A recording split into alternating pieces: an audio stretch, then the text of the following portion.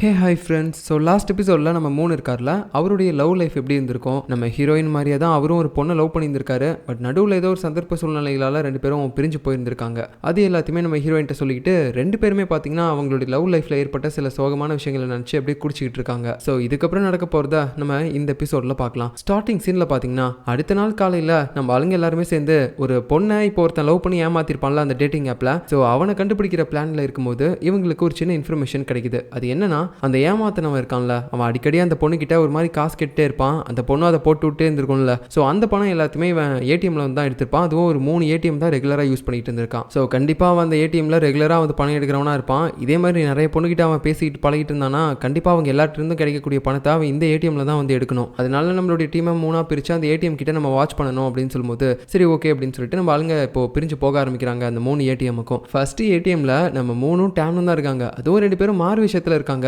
ஏதோ ஒரு சைனீஸ் ரெஸ்டாரண்ட்டுக்கு இவங்க அட்வர்டைஸ்மெண்ட் கொடுக்குற மாதிரி பார்த்தீங்கன்னா வரவங்க போகிறவங்க எல்லார்ட்டையுமே வந்துட்டு அந்த அட்வர்டைஸ் நோட்டீஸை வந்து கொடுத்துட்டு இருக்காங்க. அப்போ அந்த இடத்துல பார்த்தீங்கன்னா அந்த சின்ன பையன், அதான் இவங்க போலீஸ் ஸ்டேஷன்கிட்ட சுற்றிட்டு இருப்பான்ல, அந்த பையன் வந்துட்டு இங்கே நீங்கள் என்ன போட்டிருக்கீங்க, யாராவது ஒருத்தங்க இந்த கடைக்கு 10 பேரை கூட்டிகிட்டு வந்தோம்னா அந்த கூட்டிகிட்டு வந்தவங்களுக்கு சாப்பாடு எவ்வளோ வேணாலும் சாப்பிட்டுக்கலாமா அப்படின்னு சொல்லும்போது ஆமாடா போ கிளம்பு அப்படின்னு சொல்லி இவங்க துரத்தி விடும்போது சரி சாப்பாடு நல்லா இருக்குமா, அதெல்லாம் யாருக்கு தெரியும் போ அப்படின்னு சொல்லிட்டு மறுபடியும் ஒரு மாதிரி அவனை துரத்தி விட்டுட்டே இருக்காங்க. ஏன்னா இவங்க இப்போ இங்கே அட்வர்டைஸ்மெண்ட் கொடுக்கறதுக்காக வர கிடையாது, அந்த பொண்ணை ஏமாத்தினவனை பிடிக்கிறதுக்காக தான் வந்திருக்காங்க. ஸோ அதனால தான் இவனை ஒரு மாதிரி துரத்து விட்டுட்டே இருக்காங்க. இதே நேரத்தில் பார்த்தீங்கன்னா இன்னொரு ஏடிஎம் கிட்ட நம்ம ஜங் இருப்பாரு. அவர் பார்த்தீங்கன்னா இந்த ஏதோ மதத்தெல்லாம் பரப்புவாங்கல்ல, அப்படி ஒரு பர்சன் மாதிரி அவர் கெட்டப் போட்டிருக்காரு. அப்போ அந்த டைமில் அவர் பக்கத்தில் ஏதோ ஒரு பிச்சைக்கார லேடி வந்துட்டு இருக்க மாதிரி தெரியுது. இதை பார்த்துட்டு இவனும் ஏமா இங்கெல்லாம் வராத நீ போ அப்படின்னு சொல்லி துரத்தி விட்டுட்டே இருக்கும்போது அப்புறம் அவங்க அப்படியே மூஞ்ச காட்டும் போது தான் தெரியுது அது நம்ம ஹீரோயின்.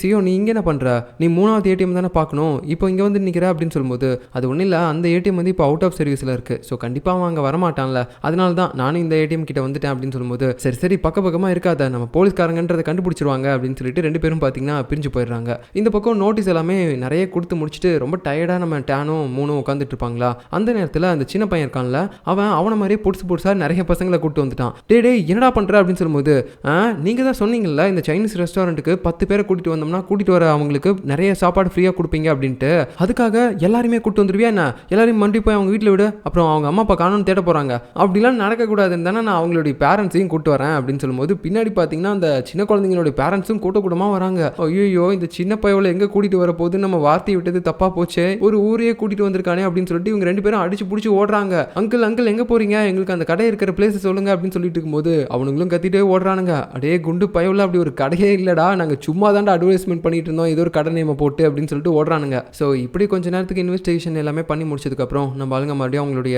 போலீஸ் ஸ்டேஷனுக்கே வராங்க. அந்த நேரத்தில் நம்ம ஹீரோயின் பார்த்தீங்கன்னா அதே பிச்சைக்கார கோலத்தோட உள்ள வரும்போது நம்ம டேன் பார்த்து கத்திக்கிட்டு இருக்கான். ஏய் யார்டி நீ, எதுக்காக நீங்க உள்ள வந்திருக்க பிச்சைக்காரி அப்படின்னு சொல்லிட்டு இருக்கும்போது அப்பதான் நம்ம ஜங்கு சொல்றான், டே அது நம்ம சியோ தாண்டா, அப்படி வேஷம் போட்டிருக்கா அப்படின்னு சொல்லும்போது ஓ அப்படியா அப்படின்னு சொல்லிட்டு எல்லாரும் பேசிட்டு இருக்காங்க. அந்த டைம்ல இவங்க எல்லாருமே பார்க்கறதுக்காக யாரோ ஒருத்தங்க வராங்க. ஸோ இவங்க வேற யாரும் கிடையாது, இந்த டாக்குமெண்ட்ரி மாதிரிலாம் ஒரு வீடியோ எடுப்பாங்கல்ல, அதான் நடந்தது என்ன அப்படி இப்படின்னு சொல்லிட்டு இந்த உண்மையா நடந்த கிரைம் எல்லாத்தையுமே ஒரு மாதிரி ரீக்ரியேட் பண்ணுவாங்க, அதுதான் டாக்குமெண்ட்ரி அப்படின்னு சொல்லுவாங்க. ஸோ அந்த மாதிரி நம்ம ஆளுங்க எல்லாருமே நிறைய கிரைமை வந்து சால்வ் பண்ணியிருக்காங்கல்ல, அதை பற்றி எல்லாமே நீங்கள் கொஞ்சம் எக்ஸ்பிளைன் பண்ணுங்க, நாங்கள் அதை வந்து டாக்குமெண்ட்ரிக்காக வீடியோ எடுத்து வச்சுக்கிறோம் அப்படின்னு சொல்லிட்டு கேமரா முன்னாடி வந்து பேச சொல்கிறாங்க எல்லாத்தையுமே. ஆனால் நம்ம ஆளுங்களுக்கு எங்கே பேசுறதுக்கு வரும், எல்லாருமே ஒரு மாதிரி திருன்னு முழிச்சிட்டு இருக்காங்க. கேமரா வந்து முன்னாடி வச்சதுக்கப்புறம் என்ன பேசுறதுன்னு தெரியாமல் முழிச்சிட்டு இருக்கும்போது நம்ம 3 பதற்றமாக இருக்காரு. டேய் நீ பேசுறான்னு சொல்லி நம்ம ஜங்க வந்து ஒரு மாதிரி திட்டிகிட்டு இருக்காரு. அதுக்கப்புறம் பார்த்தீங்கன்னா நம்ம ஹீரோயினும் அவளுக்கு தெரிஞ்ச எல்லாத்தையுமே வந்து பேசுகிறா, நாங்கள் இந்த மாதிரி நிறைய கேஸ் முடிச்சிருக்கோம் அப்படி இப்படின்னு சொல்லிட்டு நம்ம ஹீரோ இது எல்லாத்தையுமே பார்த்து கொஞ்சம் சிரிச்சிட்டு இருக்கான். இவங்க எல்லாருமே கேஸில் மட்டும் தான் பர்ஃபெக்டாக இருக்காங்க, அதை தாண்டி மற்ற விஷயம் எல்லாத்துலேயுமே கொஞ்சம் லூஸ் மாதிரி தான் இருக்காங்க அப்படின்னு சொல்லிட்டு நம்ம ஹீரோ பார்த்துக்கிட்டு இருப்பானா. அதுக்கப்புறம் இவங்க கிட்டலாம் கேள்வி கேட்டு முடிச்சதுக்கப்புறம் நம்ம ஹீரோ கிட்டையும் தனியாக கேள்வி கேட்டு அது எல்லாத்தையுமே ரெக்கார்ட் பண்ணிட்டு இருப்பான். அப்போ நம்ம ஹீரோ கிட்ட டேரெக்டாகவே சொல்கிறான், அவங்க டீம் ஆளுங்களுக்கு ஒன்றுமே தெரிய மாட்டேங்குது, இவங்களெல்லாம் நீங்கள் வச்சு எப்படி நிறைய கிரைமை வந்து கண்டுபிடிக்கிறீங்க அப்படின்ற மாதிரிலாம் சொல்லும்போது நம்ம ஹீரோவும் அவன் டீம் ஆட்களுக்கு சப்போர்ட் பண்ணி பேசுகிறான். அவங்கள பற்றி நீங்கள் தப்பாக பேசக்கூடாது, ஏன்னா அவங்க எல்லாருக்குமே ஒவ்வொரு மாதிரியான பவர்ஸ் இருக்குது, அவங்க அதில் கரெக்டாக பெஸ்ட்டாக இருப்பாங்க, அவங்களுடைய டியூட்டி எல்லாமே கிரைம் கண்டுபிடிக்கிறது தான், அதை அவங்க கரெக்டாக பண்ணாலே போதும், இந்த மாதிரி கேமரா முன்னாடி வந்துட்டு எல்லாத்தையும் கரெக்டாக பேசிகிட்டு இருக்கணும் அப்படின்னு சொல்லி அவசியம் கிடையாது, அவங்க அதில் தப்பாக பண்ணாலும் எந்த தப்புமே கிடையாது அப்படின்னு சொல்லி நம்ம ஹீரோ பேசிகிட்டு இருக்கான். இது எல்லாத்தையுமே கேட்டு முடிச்சுட்டு அந்த சிம்மும் பார்த்தீங்கன்னா காரில் போயிட்டு இருப்பானா. அந்த நேரத்தில் நம்ம ஹீரோயினும் பஸ் ஸ்டாப்பில் வெயிட் பண்ணிட்டு இருக்கிறத பார்த்து வாங்களேன் நான் உங்களை வீட்டு வரைக்கும் போய் ட்ராப் பண்ணிடுறேன் அப்படின்னு சொல்லும்போது இல்லை பரவாயில்ல இருக்கட்டும் அப்படின்னு சொல்கிறா. அட வாங்க அப்படின்னு சொல்லிட்டு இவன் கூடவே ஏற்றிட்டு போவானா. அந்த டைமில் தான் நம்ம ஹீரோயினுக்கு ஒரு விஷயம் தெரிய வருது, இவனும் ஹீரோவும் ஒரு காலத்தில் ஃப்ரெண்டாலாம் இருந்திருக்காங்க போல. அதுவும் இல்லாமல் நம்ம ஹீரோ லவ் பண்ண விஷயம்லாம் அவனுக்கு தெரிஞ்சிருக்குது. இந்த மாதிரி உங்களுடைய டீம் லீடர் இருக்கார்ல, அவர் வந்து ஒரு காலத்தில் லவ்லாம் பண்ணியிருக்காரு, ஆனால் இப்போ பிரேக்கப் ஆயிடுச்சு அவருக்கு, இருந்தாலும் நீங்கள் நீங்கள் தான் இதுக்கப்புறம் அவரை நல்லபடியாக பார்த்துக்கணும் அப்படின்னு சொல்லும்போது நம்ம ஹீரோயினுக்கு இந்த இடத்துல 2 குழப்பம். ஒன்று, அவர் லவ் பண்ண விஷயம் இவங்களுக்கு எப்படி தெரியும், இன்னொன்று நான் எதுக்காக அவரை பார்த்துக்கணும் அப்படின்னு சொல்லிட்டு ஒரு மாதிரி யோசிச்சுட்டு இருக்கும்போது அவர் சொல்கிறாரு, நான் வந்து ஹீரோ கூட ஒரு காலத்தில் ஃப்ரெண்டாலாம் இருந்தேன், அதனால தான் அவன் மேலே இருக்க அக்கறையில் வந்து பேசிகிட்டு இருக்கேன், இதுக்கப்புறம் நீங்கள் தான் அவரை நல்லபடியாக பார்த்துக்கணும் அப்படின்னு சொல்லிட்டு இருக்கான். அதாவது இப்போ நம்ம ஹீரோ இவளை லவ் பண்ணிட்டு இருக்கதான் இவன் நினச்சிட்டான் போல, அதனால தான் இவகிட்ட வந்து சொல்லிட்டு இருக்கான், அதுக்கப்புறம் நீ தான் வந்து அவனை பார்த்துக்கணும் அப்படின்னு சொல்லிட்டு. ஹீரோயினும் ஒன்றுமே புரியாமல் யோசிச்சுட்டு இருக்கா. இந்த நேரத்தில் நம்ம ஹீரோவை தான் காட்டுறாங்க. அவன் வீட்டில் இந்த காது கேட்காதவங்கலாம் பேசுறதுக்காக ஒரு சைன் லாங்குவேஜ் யூஸ் பண்ணுவாங்கல்ல, அதை கற்றுக்கிறதுக்கு ஒரு பெரிய புக்லெட் மாதிரி ஒன்று இருக்குது. அதை வந்து இவன் பார்த்துட்டு இருக்கும்போது இதை பற்றி அவன் ஒரு ஃப்ளாஷ்பேக்கையும் யோசிச்சு பார்க்குறான். அது என்னன்னா, அவனுடைய கேர்ள் ஃப்ரெண்ட் வந்து இந்த டாக்டருக்கு படிச்சிருக்காங்க. அதுவும் யாருக்கு ட்ரீட்மெண்ட் கொடுக்குற மாதிரினா, இந்த காது கேட்காதவங்க, வாய் பேச முடியாதவங்க இவங்க இருக்காங்கல்ல, அவங்களுக்கு தான் ட்ரீட்மெண்ட் கொடுப்பாங்க. ஸோ அவங்க கிட்ட ட்ரீட்மெண்ட் கொடுக்கணும்னா அவங்க கிட்ட சைன் லாங்குவேஜ்லையும் பேசி ஆகணும்ல. ஸோ அந்த லாங்குவேஜ் கற்றுக்கிறதுக்காக தான் அந்த டைமில் நம்ம ஹீரோவோட கேர்ள் ஃப்ரெண்ட் வந்து நம்ம ஹீரோவையும் கற்றுக்க சொல்லியிருப்பா. எதுக்காக அப்படின்னா, நான் இந்த மாதிரி சைன் லாங்குவேஜில் உங்ககிட்ட அடிக்கடி பேசுகிறேன், ஆனால் அது கரெக்டாக இல்லை தப்பா அப்படின்றது எனக்கு எப்படி தெரியும், அதனால தான் சொல்கிறேன் நீ இதை கற்றுக்கோ, அப்போ நீ இதை பார்த்து சொல்லிடுவல்ல இது நான் தப்பாக பண்ணுறேன்னு அப்படின்ற மாதிரி நம்ம ஹீரோ கிட்ட சொல்லி தான் இந்த புக்லெட்டை கொடுத்துருப்பா. அதை தான் இப்போ வரைக்கும் நம்ம ஹீரோ வச்சுட்டு இருக்கான். இப்போ இதெல்லாம் பார்த்துட்டு அப்படியே அந்த ஃப்ளாஷ்பேக்கை பற்றி யோசிச்சுட்டு இருக்கும்போது அடுத்த நாள் காலையில் பார்த்தீங்கன்னா நம்ம ஆளுங்களாம் மறுபடியும் குரூப்பாக ஒன்று சேர்ந்துட்டாங்க. அதாவது மறுபடியும் அந்த கேஸை வந்து கண்டினியூவாக பார்த்துட்டு இருக்காங்க. அதான் அந்த ஒரு பொண்ணை ஏமாத்திருப்பான்ல ஒருத்தன் பணத்தெல்லாம் வாங்கிட்டு, ஸோ அவங்ககிட்ட இப்போ அந்த பொண்ணுடைய நம்பர்லேருந்து அப்படியே பேசிகிட்டு இருக்காங்க. இந்த மாதிரி எனக்கு ஒன்று பார்க்கணும் போல இருக்குது, நீ வரியா அப்படின்னு சொல்லிட்டு இருக்கும்போது அவன் வழக்கம் போல் பார்த்தீங்கன்னா இல்லை எனக்கு இங்கே கொஞ்சம் ஒர்க் இருக்குது அப்படின்னு சொல்லி சமாளிச்சிட்டு இருக்கான். எல்லாருமே வந்து சொல்கிறாங்க, ஏய் நீ இப்போ வந்து அவனுடைய கேர்ள் ஃப்ரெண்ட் மாதிரி பேசணும் அப்படின்னு சொல்லிட்டு நம்ம ஹீரோயின்ட்ட வந்துட்டு ஒரு மாதிரி ரொம்ப க்யூட்டாக அவங்ககிட்ட வளைஞ்சிக்கிட்டே பேசு அப்படின்னு மாதிரி பேசுகிறாங்க. அவளும் அதே மாதிரி மெசேஜ் பண்ணிக்கிட்டு இருப்பா, நல்லா எமோஜின்லாம் போட்டுட்டு. ஸோ இப்படி அவங்க பண்ணிகிட்டே இருக்கும்போது மறுபடியும் பார்த்தீங்கன்னா அவன் எனக்கு அர்ஜென்ட்டாக காசு வேணும், நீ அதை கொடுக்குறியா அப்படின்னு சொல்லி கேட்கும்போது ஓகே, ஆனால் நான் உன்னை பார்த்து தான் கொடுப்பேன், இந்த டைம் நான் உன்னை பார்த்தே ஆகணும், இது வரைக்கும் நான் உன்னை பார்த்ததே இல்லை அப்படின்னு சொல்லி அந்த பொண்ணு மாதிரியே பேசும்போது அவனும் சரி ஓகே நான் சொல்கிற இடத்துக்கு வந்துரு அப்படின்னு சொல்லி ஒரு இடத்த வந்து மென்ஷன் பண்ணுறான். இதை கேட்டோடனே நம்ம ஆளுங்க எல்லாருக்கும் செம்ம சந்தோஷம். எப்படியோ அந்த பண்ணாட நாயை நம்ம இன்னைக்கு கண்டிப்பாக பிடிக்க போகிறோம், எல்லாருமே அலாட்டாக இருந்துக்கோங்க, நீ தான் அந்த பொண்ணுக்கு பதிலாக ஆக்டிங் பண்ணணும் அப்படின்னு சொல்லிட்டு நம்ம ஹீரோயினை சொல்கிறாங்க. ஸோ நம்ம ஆளுங்க எல்லாருமே இப்போ அடுத்த நாளுக்கு ரெடி ஆகிட்டாங்க. அவன் பார்த்தீங்கன்னா ஒரு ஹோட்டலுக்கு தான் நம்ம ஹீரோயினை வர சொல்லியிருப்பான், அதாவது அந்த பொண்ணை வர சொல்லியிருப்பான் பணத்தை வாங்குறதுக்கு. நம்ம ஹீரோயின் இப்போ அந்த பொண்ணுக்கு பதிலாக தான் அப்படியே வேஷம் போட்டுட்டு அங்கே உட்காந்துட்டு இருக்கா. நம்ம ஆளுங்கலாம் வெளியில் பார்த்தீங்கன்னா காரில் உட்காந்துட்டு இருக்காங்க. ஸோ அவன் வருவானான்னு சொல்லி வெயிட் பண்ணிட்டே இருக்கும்போது கடைசியாக ஒருத்தன் வரான். மேடம் நீங்கள் தானே என் ஃப்ரெண்டோடைய ஆள், அவன் பணத்தை வாங்கிட்டு வர சொன்னா கொடுங்க அப்படின்னு சொல்லும்போது, இது ஃப்ரெண்டா, அதெல்லாம் முடியாது, அவன் வந்தால் தான் நான் கொடுப்பேன் அப்படின்னு சொல்லிட்டு இருக்கும்போது, குட்ரி அப்படின்னு சொல்லி அவன் அந்த கவரை பார்த்தீங்கன்னா வாங்கிட்டு ஓடலான்னு பார்க்குறான் பண கவரை. ஆனால் அது நடுவில் கிழிஞ்சு போயிடுது. அதுக்கப்புறமேட்டு தான் தெரியுது அந்த பணத்தை அவன் எடுத்து பார்க்கும்போது அதில் நம்ம 3 ஃபோட்டோ இருக்குது. இது பொம்மை நோட்டா, ஐயோ நம்ம ஏதோ வசமாக மாட்டிக்கிட்டோம் போலையே அப்படின்னு சொல்லிட்டு இவன் பயந்துட்டு ஓடும்போது நம்ம ஆளுங்கெல்லாம் கார்லேருந்து இறங்கி அவனை துரத்தலான்னு பார்க்குறாங்க. ஆனால் எல்லாருமே ஷூ வந்து போடலையாம். ஷூ போடணும்னு சொல்லிட்டு அதை அப்படியே எடுத்துக்கிட்டு ஒரு மாதிரி தவிச்சிட்டு இருக்காங்க. இவங்கள நம்மனா வேலைக்கு ஆகாது, நானே போய் பிடிக்கிறேன் அப்படின்னு சொல்லி கடைசியாக நம்ம ஹீரோயினே போயிட்டு அவனை பிடிச்சிடுறா. இதுக்கு முன்னாடி சில சிசிடிவி ஃபுட்டேஜ் எல்லாம் பார்த்துருப்பாங்கல்ல, அந்த பொண்ணுக்கிட்ட ஏமாத்தினவன் ஏடிஎம்ல அவனுடைய ஃபேஸை மறைச்சிட்டு வந்து பணம் எடுக்கும்போது அவனுடைய கையில் பார்த்தீங்கன்னா ஒரு டேட்டோ இருந்திருக்கும். அந்த டேட்டோவை இப்போ இவங்க பார்க்குறாங்க. சொல்லுடா நீ தானே அந்த பொண்ணை ஏமாத்தின அப்படின்னு சொல்லி கேட்கும்போது, இல்லை மேடம் நான் இல்லை, எனக்கு இன்னொருத்தன் தான் இந்த வேலையை கொடுப்பான், ஏடிஎம்ல போய் பணம் எடுத்துகிட்டு வர சொல்லுவான், இல்லைனா அவங்கள மாதிரி பொண்ணுங்க கிட்ட போயிட்டு பணத்தை வாங்கிட்டு வர சொல்லுவான், அந்த மாதிரி தான் நான் போய் வாங்கிட்டு வருவேன், அதுலேருந்து எனக்கு கொஞ்சம் கமிஷன் கொடுப்பான், பேலன்ஸ் அமௌண்ட் எல்லாத்தையுமே நான் அவங்ககிட்டே கொடுத்துருவேன், இப்படி தான் மேடம் நான் பண்ணுவேன், இதுதான் என்னோட வேலை, மற்றபடி உண்மையாக பொண்ணுங்க கிட்ட இருந்து பணத்தெல்லாம் வாங்குறது அவன் தான் மேடம் அப்படின்னு சொல்லும்போது, சரி அவன் எங்கே இருக்கான், அவன் பேர் என்ன அப்படின்னு கேட்கும்போது, அது எதுவுமே எனக்கு தெரியாது மேடம், அவன் ஒரு அன்னோன் நம்பர்லேருந்து அடிக்கடி என்கிட்ட கால் பண்ணி பேசுவான், அந்த நம்பரை ட்ரேஸ் பண்ணவும் முடியாது மேடம், அது ஒரு பர்னர் ஃபோனு அப்படின்னு சொல்லும்போது, ஓ அப்படியா சரி ஓகே அப்படின்னு சொல்லி எல்லா விஷயத்தையுமே நம்ம ஹீரோயின் கேட்டு தெரிஞ்சுக்கிட்டு இது எல்லாத்தையுமே வந்து அப்படியே அவளுடைய டீம் ஆட்கள்கிட்டயும் சொல்கிறா. அப்போ நம்ம ஹீரோ ஒரு விஷயத்தை வந்து கண்டுபிடிக்கிறான், பர்னர் ஃபோன் அவ்வளோ ஈஸியாக கிடைக்காது, அது எல்லாத்துக்குமே கண்டிப்பாக யாரோ ஒருத்தருடைய ஐடென்டிட்டி தேவை அப்படின்னு சொல்லி நம்ம ஹீரோ இந்த இடத்துல ஒரு விஷயத்த சொல்கிறான். அது என்னன்னா, இந்த மாதிரி பர்னர் ஃபோன் எல்லாத்தையுமே பார்த்தீங்கன்னா ஒரு பிச்சைக்காரங்களுடைய ஐடென்டிட்டியை யூஸ் பண்ணி ஒரு கும்பல் வந்து அந்த பர்னர் ஃபோனை வந்து கிரியேட் பண்ணி அதை வந்து நிறைய பேருக்கு வந்து இல்லீகலாக சேல் பண்ணிட்டு இருக்காங்க. ஸோ அந்த மாதிரி பிச்சைக்காரங்களோட ஐடென்டிட்டியில் நிறைய இல்லீகலான பர்னர் ஃபோனை உருவாக்கி அதை நிறைய பேர்கிட்ட சேல் பண்ணுறாங்கல்ல, அந்த கும்பல் தான் கண்டிப்பாக அந்த பொண்ணுகிட்ட ஏமாத்திட்டு இருக்கான்ல ஒருத்தன், அவனுக்கும் அந்த பர்னர் ஃபோனை கொடுத்துருக்கணும். ஸோ இந்த பர்னர் ஃபோனை இல்லீகலாக சேல் பண்ணுற அந்த கும்பலை நம்ம ஃபஸ்ட்டு கண்டுபிடிச்சிட்டோம் அப்படின்னாலே அதில் அவங்க யார்கிட்ட அந்த பர்னர் ஃபோனை கொடுத்துருக்காங்க அப்படின்ற லிஸ்ட்டை நம்ம கண்டுபிடிச்சிட்டோம்னா அதில் அந்த பொண்ணை ஏமாத்தினவனோட பேரையும் நம்ம கண்டுபிடிச்சிடலாம். ஏன்னா அவங்க யார்கிட்ட அவங்களுடைய பர்னர் ஃபோனை சேல் பண்ணாலும் அவங்களுடைய உண்மையான ஐடென்டிட்டியை வாங்கிட்டு தான் கொடுப்பாங்க அப்படின்னு சொல்லும்போது இந்த ஐடியா நம்ம ஆளுங்களுக்கு நல்லா தெரியுது. பட் இருந்தாலும் இப்போ இவங்களுடைய ஃபர்ஸ்ட் டாஸ்க்கே அந்த பர்னர் ஃபோனை இல்லீகலாக சேல் பண்ணுறாங்கல்ல அந்த கும்பலை வந்து கண்டுபிடிக்கணும். அதுக்காக இவங்க என்ன பண்ணணும், அந்த பர்னர் ஃபோனை உருவாக்கக்கூடிய கும்பல் இந்த பர்னர் ஃபோனை உருவாக்குறதுக்கு முன்னாடி அந்த எல்லா பர்னர் ஃபோனுக்கும் ஒரு பிச்சைக்காரங்களோட ஐடென்டிட்டி யூஸ் பண்ணுறாங்கல்ல, ஸோ அதுக்காக அவங்க கண்டிப்பாக பிச்சைக்காரங்களை தேடுவாங்க. ஸோ அதனால நம்ம அந்த பிச்சைக்காரங்களோட இடத்துக்கு போனோம் அப்படின்னா கண்டிப்பாக நம்ம வந்து அந்த பர்னர் ஃபோனை இல்லீகலாக சேல் பண்ணுற கும்பலை கண்டுபிடிச்சிடலாம் அப்படின்னு சொல்லிட்டு நம்ம ஹீரோயினும் மூணும் பார்த்தீங்கன்னா இப்போ காரில் போயிட்டு இருப்பாங்களா. அந்த டைமில் நம்ம ஹீரோயின் வந்து கேட்குறா, சார் அன்றைக்கே நான் உங்ககிட்ட கேட்டால் உங்களுடைய லவ் எப்படி பிரேக்கப் ஆச்சுன்னு சொல்லிட்டு நீங்கள் அன்றைக்கி தெளிவான ஆன்சர் கொடுக்கல, இப்போயாவது சொல்லுங்க அப்படின் போது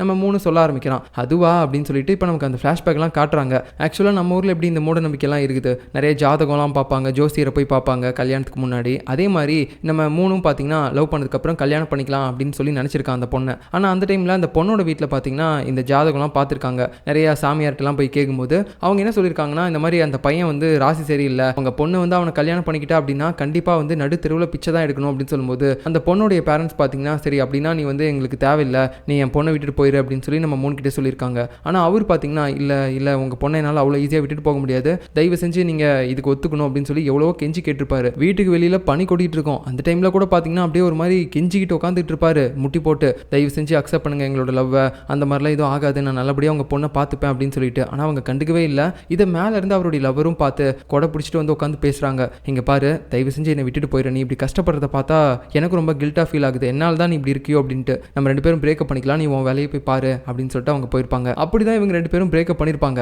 ஆனால் அதுக்கடுத்து என்ன இருக்குன்னா, நம்ம மூணு வந்து இப்படி பிரேக்கப் ஆன ஃபீலில் இருக்கும்போது ஊரில் இருக்க பொண்ணுங்க எல்லாருமே கிளவிலேருந்து கொமனிங்க வரைக்கும் எல்லாருமே வந்து இவரை சைட் அடிக்க ஆரம்பிச்சிருப்பாங்க. அதாவது இவருக்கு பிரேக்கப் ஆன டைம்ல இருந்து தான் பொண்ணுங்க அதிகமாக இவரை வந்து சைட் அடிக்க ஆரம்பிச்சிருக்க மாதிரி காட்டுறாங்க. அதுக்கப்புறம் பார்த்தீங்கன்னா இந்த விஷயம் எல்லாத்தையுமே நம்ம ஹீரோயின்ட்ட சொல்லிட்டு வந்துட்டு இருக்கும்போது நம்ம ஹீரோயின் சொல்றா, சரி விடுங்க சார், இப்போ என்ன உங்களுக்கு கெட்ட ராசி இருக்குன்னு சொன்னாங்களே, அதனால நீங்க நடு தெருவிலையா இருக்கீங்க இல்லை பிச்சைக்காரனா இருக்கீங்களா என்ன அப்படின்னு சொல்லி கேட்டுட்டு இருக்கும்போது அடுத்த சீன்லேயே இவங்க ரெண்டு பேரும் பிச்சைக்கார வேஷம் போட்டு உட்காந்துட்டு இருக்காங்க. அதுலேயும் நம்ம ஹீரோயின்லாம் பார்த்தீங்கன்னா ஏதோ எத்துப்பல்லாம் வச்சுக்கிட்டு இருக்கா. எதுக்காக இப்படி இருக்காங்க அப்படின்னா, ஃபர்ஸ்ட் இவங்க அந்த பொண்ணை ஏமாத்தினவனை பிடிக்கணும் அப்படின்னா அவனுக்கு இல்லீகலாக அந்த பர்னர் ஃபோனை கொடுத்தாங்கல்ல அந்த கும்பலை கண்டுபிடிக்கணும். அந்த கும்பல் எங்கே இருப்பாங்க, இந்த மாதிரி பிச்சைக்காரங்களோட ஐடென்டிட்டி யூஸ் பண்ணி தானே பர்னர் ஃபோனை உருவாக்குறாங்க. அதனால தான் அவனுங்க இங்கே வந்தானுங்கன்னா நம்ம கையில் மாட்டணும் அப்படின்னு சொல்லிட்டு இப்படி பிச்சைக்கார வேஷம் போட்டு இவங்க உட்காந்துக்கிட்டு இருக்காங்க.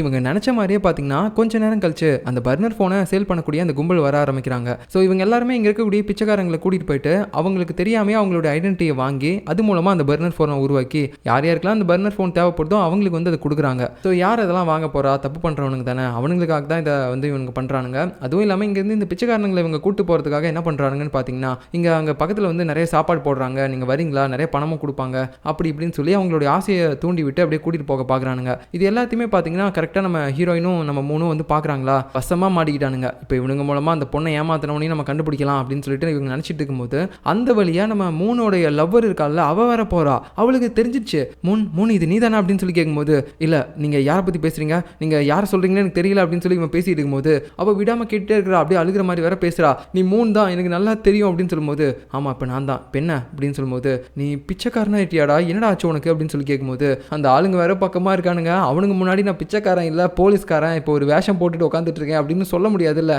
ஸோ அதனால இல்லை நான் ஆமாம் பிச்சைக்காரன் ஆகிட்டேன் பெண்ண அப்படின்னு சொல்லும்போது, ஐயோ என்னடா அன்றைக்கி அந்த ஜோசியக்காரி சொன்ன மாதிரி ஆகி போச்சாடா, நீ நிஜமாவே பிச்சைக்காரன் ஆகிட்டியாடா, சரி வா நான் உனக்கு கொஞ்சம் சோறு போட்டுறேன் வா அப்படின்னு சொல்லி கூப்பிடும்போது, இவன் தான் ஒரு மிஷினில் இருக்கான்ல அதனால் வர முடியாது, இல்லை நான் வரல அப்படின்னு சொல்லிட்டு இருக்கும்போது கரெக்டாக அவனுங்க வேற வந்து கூப்பிடுறாங்க. இந்த மாதிரி வாங்க நாங்கள் சாப்பாடு கொடுக்குறோம் காசு கொடுக்குறோம் அப்படின்னு சொல்லி கூப்பிடும்போது அவங்களும் சரி ஓகே நாங்கள் வரோம் அப்படின்னு சொல்லிட்டு கிளம்புறாங்க. ஆனால் அந்த டைமில் கூட இவ விடாமல் நம்ம மூணுக்கு கொஞ்சம் காசும் கொடுக்குறா. நீ என்னை விட்டுட்டு போனதுலேருந்து நான் உன்னை பற்றி மட்டும் தான் நினச்சிட்டே இருந்தேன் அப்படின்னு சொல்லிட்டு இருக்கும்போது நம்ம மூணுக்கு ஒரு மாதிரி மனசு கஷ்டமாக போயிடுது. அதுவும் இல்லாமல் நம்ம ஹீரோயினை வேற பார்த்து இவ யாரும் புது கேர்ள் ஃப்ரெண்டா அப்படின்ற மாதிரி வேற கேட்குறா. மூணுக்கு ரொம்ப கஷ்டமாக போயிடுது. அவன் மறுபடியும் திரும்பி பார்த்துட்டே இருக்கான் அவனுடைய ஆளை வேற. இந்த மாதிரி நம்ம போனதுக்கப்புறமும் நம்மளை பற்றி நினச்சிட்டு இருக்கிறதா தானே சொன்னா அப்படின்னு சொல்லிட்டு அதுக்கப்புறம் நம்ம ஹீரோயின் தான் அப்படியே வலுக்கட்டாயமாக இவன் அங்கேருந்து இழுத்துட்டு போயிடுறா. ஸோ இப்போ அந்த பர்னர் ஃபோனை சேல் பண்ணக்கூடிய கும்பலை நம்ம ஆளுங்க கண்டுபிடிச்சிட்டானுங்கல்ல. இப்போ இவனுங்க எல்லாருக்கும் எவ்வளோ பஞ்சு கொடுத்தா இவனுங்க நாக் அவுட் ஆவாங்க அப்படின்னு சொல்லி நம்ம மூணு ஃபஸ்ட்டே கணிச்சிட்டாரு. அதுக்கப்புறம் எல்லாருக்கும் ஒரு பஞ்சை கொடுத்து அவங்கள நாக் அவுட் பண்ணி மூக்குலேருந்து தக்காளி சட்னியும் வர வச்சுட்டாரு. அதுக்கப்புறம் நீங்கள் இது வரைக்கும் யார் யார்ட்டெல்லாம் சேல் பண்ணீங்க அப்படின்னு சொல்லி எல்லா உண்மையுமே கேட்குறாங்க.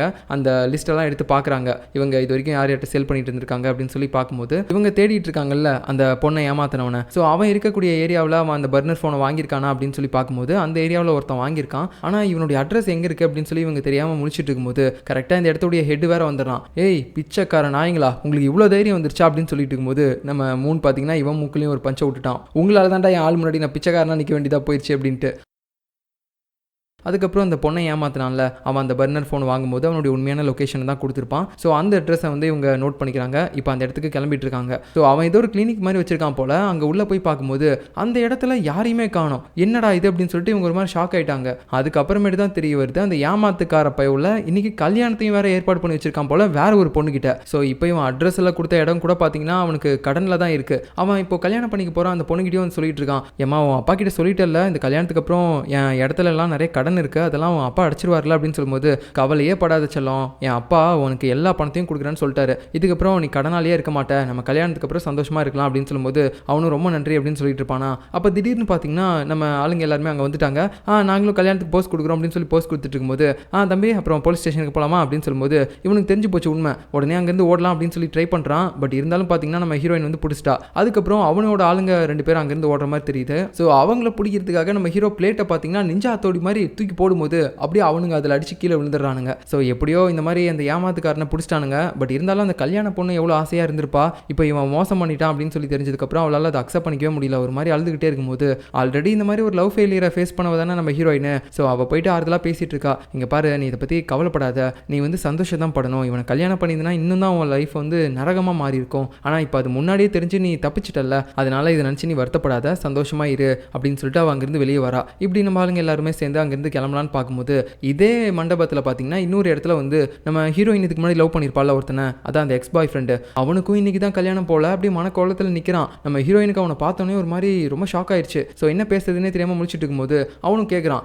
ஏய் உன்னோட லவர் உன்னோட ஸ்டேஷனில் இருக்க ஆளுங்களை ஒருத்தர் தானே சொன்னேன், இவங்கள ஒருத்தங்களா அப்படின்னு சொல்லி கேட்கும்போது அவள் என்ன பேசுறதுன்னே தெரியாமல் முடிச்சிட்டு இருக்கா. ஐயோ நானே சும்மா தான் சொன்னேன், நேரங்காலம் தெரியாமல் எல்லாருக்கும் முன்னாடி வேற இவன் இதை கேட்டானே அப்படின்னு சொல்லிட்டு இப்போ உடனே அவங்க ஆளுங்க எல்லாருமே கூட்டிக்கிட்டு இவனுடைய கல்யாண பந்தியிலே வந்து உட்காந்துக்கிட்டு இருக்காங்க. ஸோ எல்லாருமே சாப்பிட்டுட்டு இருக்கும்போது அவங்களுக்கு தெரிஞ்சு போச்சு, எங்களுக்கு நல்லா தெரியும் நீ அவனை வெறுப்பேற்றணும் அப்படின்றதுக்காக தானே போய் சொன்னேன், உன் இடத்துல நானாக இருந்திருந்தாலும் அந்த மாதிரி தான் பண்ணியிருப்பேன் அப்படின்னு சொல்லி எல்லாருமே ஹீரோயினுக்கு தான் சப்போர்ட் பண்ணிட்டு இருக்காங்க. அதுவும் இல்லாமல் அந்த பைத்தியக்காரனை நம்பி நம்ம ஹீரோயின் நிறைய காசுலாம் கொடுத்துருப்பாள்ல, அது எல்லாத்துக்கும் சேர்த்து வச்சு நம்ம இன்னைக்கு சாப்பாடுலேயே சாப்பிட்டுட்டு போகிறோம் அப்படின்னு சொல்லிட்டு நல்லா முக்குன்னு முக்கிட்டு இருக்காங்க. அந்த டைமில் நம்ம டேன் இருக்கான் பார்த்தீங்களா, அவன் தனியாக அந்த பாய் ஃப்ரெண்ட் இருக்கான்ல நம்ம ஹீரோயினோட எக்ஸ் பாய் ஃப்ரெண்டு, அவனை போய் பாத்ரூமில் மீட் பண்ணுறான். டேய் நான் தான் அவளுடைய பாய் ஃப்ரெண்டு, நம்ம 2 பேரும் மீட் பண்ணி ரொம்ப நாள் ஆச்சுல்ல, இதுக்கப்புறம் நீ அவளை விட்டு தள்ளி தான் இருக்கணும், நான் உன்னை விட அவளுக்கு எவ்வளோ பெட்டர் தெரியுமா அப்படின்னு சொல்லி சும்மா போய் சொல்கிறான். அப்போ தான் வந்து இவன் கடுப்பாக ஃபீல் பண்ணுவான் அப்படின்னு சொல்லிட்டு அதுக்கப்புறமேட்டு வெளியில் அவன் வரும்போது அந்த இடத்துல நம்ம ஜங்கு வேற வந்துட்டு, டேய் நான் தான் அவள் பாய் ஃப்ரெண்டு, நீ இதுக்கு மேலே அவள் பக்கத்தில் வந்துன்னு வச்சுக்கோ, ஏன் அவனை அவன் மண்டையை வெட்டிடுவேன் அப்படின்னு சொல்லிட்டு அவன் போகிறான். அப்புறம் 3ஆவதாக பார்த்தீங்கன்னா நம்ம 3 வராரு, ஏய் நான் தான்டா அவள் பாய் ஃப்ரெண்டு, இப்போ இதுக்கு மேலே அவகிட்ட வந்து ஏதாவது வச்சுக்கிட்டேன்னு வச்சுக்கோ, ஏன் மாவனே உன்னை கற்பழிப்பு கேஸில் ஜெயிலில் போட்டு முட்டி தட்டிடுவேன் அப்படின்னு சொல்லிட்டு போகிறான். ஸோ இப்படி வரவங்க எல்லாருமே வந்துட்டு ஒரு மாதிரி நான் தான் அவள் பாய் ஃப்ரெண்டு நான் தான் அவள் பாய் ஃப்ரெண்டு சொல்கிறாங்களே, இவனுக்கு ஒன்றுமே புரியல, என்னடா இது ஒரு பாய் ஃப்ரெண்டு தானே சொன்னா, இவங்க 3 பேர் வந்து சொல்லிட்டு போகிறானுங்க அப்படின்னு சொல்லி அவன் பைத்தியமாட்டம் முடிச்சிட்டு இருக்கான். ஆக்சுவலாக நம்ம ஆளுங்க எல்லாருமே ஹீரோயினுக்கு ஹெல்ப் பண்ணணும், அவள் வந்து இந்த டீமில் தான் ஒரு பாய் ஃப்ரெண்ட் இருக்கான் அப்படின்னு சொல்லியிருப்பாள்ல, அதுக்கு வந்து நம்ம ஏதாவது ஒன்று சொல்லணும், நம்ம தான் பாய் ஃப்ரெண்டுன்ற மாதிரி சும்மா சொல்லிட்டு போனோம், அப்போ தான் அவன் இன்னும் காண்டாவான் அப்படின்ற மாதிரி நினச்சி தான் இவங்க 3 பேரும் இப்படி பேசிட்டு போயிட்டு இருக்காங்க. இந்த பக்கம் நம்ம ஹீரோவும் ஹீரோயினும் மட்டும் தான் தனியாக உட்காந்து சாப்பிட்டுட்டு இருப்பாங்க. அப்போ நம்ம ஹீரோவும் சொல்கிறான், கவலைப்படாத, இந்த மாதிரி நாய்ங்களெல்லாம் விட்டுட்டு வருது நமக்கு தான் ரொம்ப நல்லது, அந்த வகையில் இப்போ ஒரு பொண்ணு தப்பிச்சால அந்த மாதிரி தான் நீயும் தப்பிச்சிருக்க, அதை நினச்சி நீயும் சந்தோஷப்படணும் அப்படின்னு சொல்லிட்டு இருக்கும்போது ஹீரோயின் கொஞ்சம் பெட்டராக ஃபீல் பண்ணுறா. அதுக்கப்புறம் நம்ம ஆளுங்கெல்லாம் பார்த்தீங்கன்னா அப்படியே அடுக்கடுக்காக சாப்பாடு வச்சு எடுத்துகிட்டு வந்துட்டு இருக்காங்க. ஏன்னா நம்ம ஹீரோயினே இவனுக்கு நிறைய காசு கொடுத்துருப்பாள்ல அவனை லவ் பண்ணிட்டு இருந்த டைமில். ஸோ அது எல்லாத்தையுமே அடுக்கடுக்காக எடுத்துகிட்டு வந்து வச்சு சாப்பிட்டுட்டு இருக்காங்க. இதெல்லாம் பார்க்கும்போது ஹீரோயினுக்கு சிரிச்சு ஆனந்த கண்ணீரே வந்துடுது. இவங்களாம் இருக்கும்போது நான் எதை நினச்சி இதுக்கப்புறம் கவலைப்பட மாட்டேன் அப்படின்னு சொல்லிட்டு. ஸோ இப்படி இவங்க எல்லாரும் இந்த கேஸை முடிச்சுட்டு ஒரு மாதிரி ஹாப்பியாக சாப்பிட்டுட்டு இருக்காங்க நம்ம ஹீரோயினோட எக்ஸ் பாய் ஃப்ரெண்ட் கல்யாணத்தில்.